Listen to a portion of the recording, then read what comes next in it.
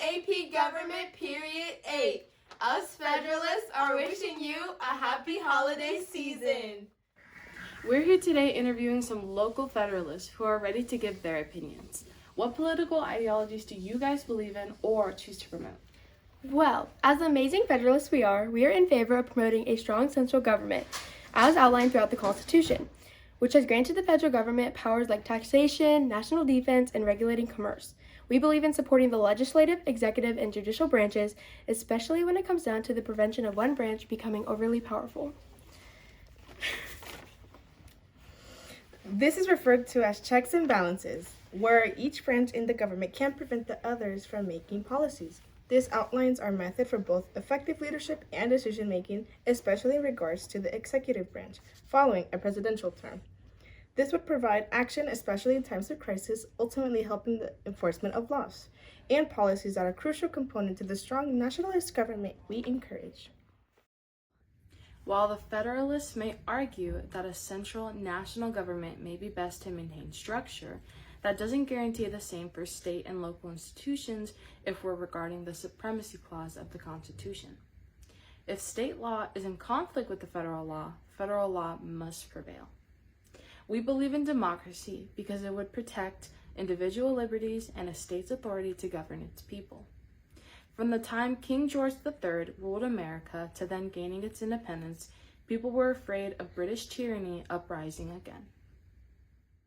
Well, now that we've heard what the Anti-Federalists have to say, let's see what the Federalists have to say for what an effective government should look like.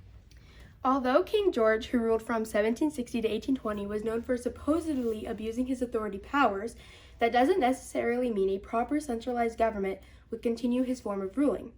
If we let state and local governments have more say, more control, and more official power over the central government, striving without a robust federal authority, we'd be putting our country at risk for potential internal conflicts and inefficiencies. In terms of John Locke's emphasis on a limited government, which similarly aligns with the anti-federalist views, it's not practical for our large and diverse nation we are living in. The advocacy for a minimal government would lead to a lack of cohesion and the inability to address issues that we face daily. Instead, we must seek a central government with the most power, as it could successfully address the primary issues that individual states couldn't handle on their own, such as national defense, regulating interstate commerce, and managing foreign relations.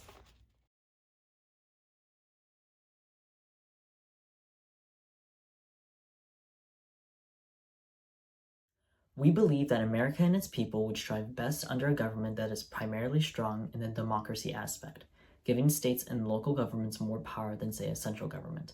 The reason for this, connecting back to when we did have a central government with King George before America's independence, 1776, he abused his power using British tyranny tactics and ignored the fact that the Magna Carta specifically states that the king and his government cannot put themselves above the people.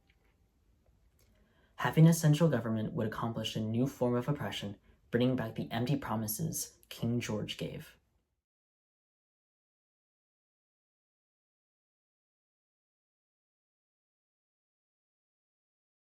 No, please, no!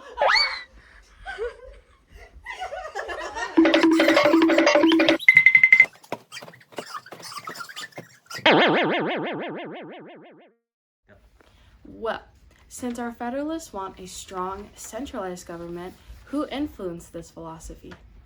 Philosophically, we and other Federalists are heavily influenced by strong nationalists by the names of James Madison and Alexander Hamilton, who both were supporters of the need for a strong national government. James Madison, a firm believer in a large republic being the best type of defense against factionalism and tyranny rather than a democracy, had suspicions of a majority rule because it tramples on minority rights.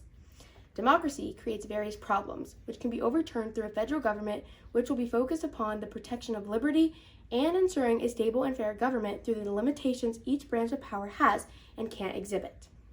On the other hand, Hamilton focused more upon the outlook of the Constitution's rule, its essential need for managing a powerful nation. Both men were on the side of addressing the needs of its citizens more productively than a loose confederation of states, which we are devoted to.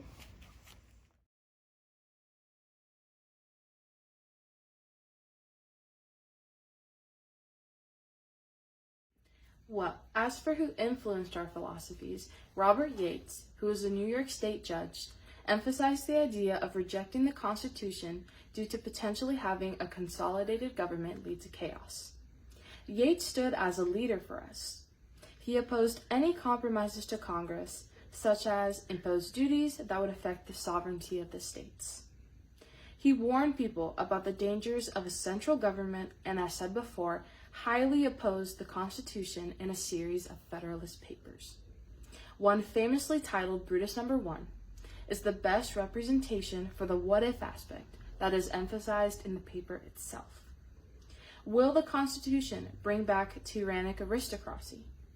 Will life, liberty, and the pursuit of happiness continue on for us like normal?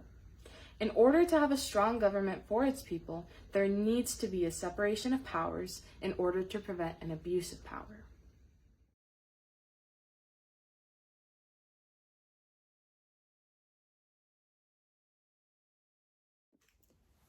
Well, when the United States was first forming, we fought to establish the 10 Amendments in the Bill of Rights, which were originally a part of the Constitution before their ratification on December 15, 1791.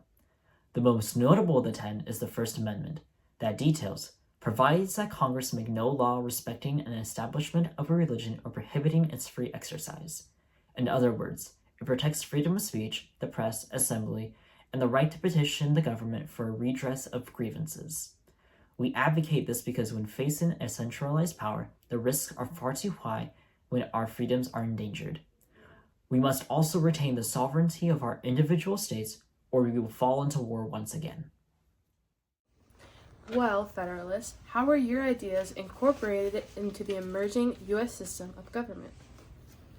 Our ideas were incorporated into the emerging U.S. system of government through the Constitution's structure and amendments.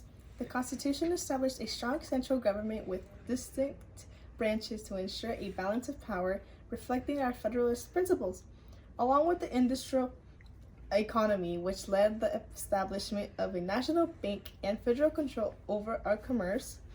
However, the 10th Amendment states that if the Constitution doesn't say the federal government can do something, then the power belongs to the states or to the people, which is a prime example of reflecting the Federalist commitment to a federal system that stays in balance with ensuring a strong national government for everyone's benefit in the long run.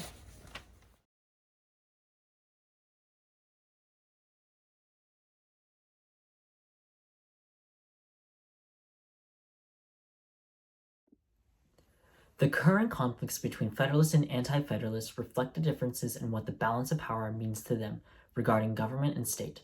For us, Anti-Federalists, we believe that citizens' individual liberties should be protected and states should maintain their individual rights. Amendment 23 grants the residents of Washington, D.C. the right to vote in presidential elections. This is an example of the government not ensuring all voices being heard. The concerns among many Anti-Federalists are in regard to the protection of individual rights. How can we be sure everyone is accounted for or heard if the amendment allows for one area to be overly dominant?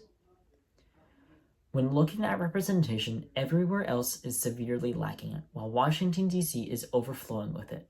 However, since the government is centered there, it ties into the people they serve, but mainly, they're not everywhere else. With this in mind, Amendment 23 should be extended to other states than just one. Now that we have this information, in your eyes as Federalists, what does this conflict tell us about the relationships between government and human behaviors? The ongoing battle between us and the Anti-Federalists highlights differing views on the balance of power between the government and the states and how this balance impacts the citizens' perspective. As Federalists, it's well known we believed in one strong central government to seek stability for our nation, whereas Anti-Federalists feared that too much central power could lead to tyranny and infringe on individual liberties. However, what we both can agree on is that we are trying to create an environment that is best for our country. Though, to answer your question, the case McCulloch v. Maryland in 1819 serves as the perfect representation of this conflict. In this decision, the Supreme Court ruled that the federal government had the power to create a national bank and that states could not tax federal institutions. This ruling reinforced the supremacy of federal laws over state laws and supported the Federalist views of a strong, centralized government.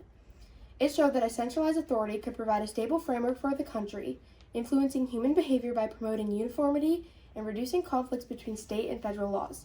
meaning no matter the outcome, Federalists or Anti-Federalists would win, angering the other. So that's what you think of us?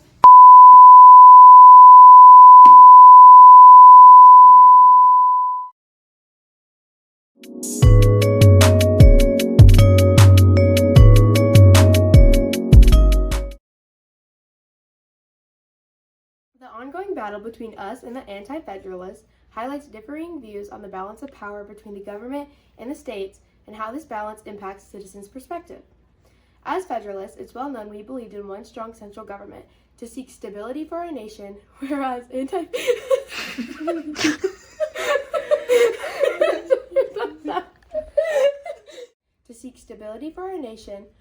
Anti-Federalists feared that too much.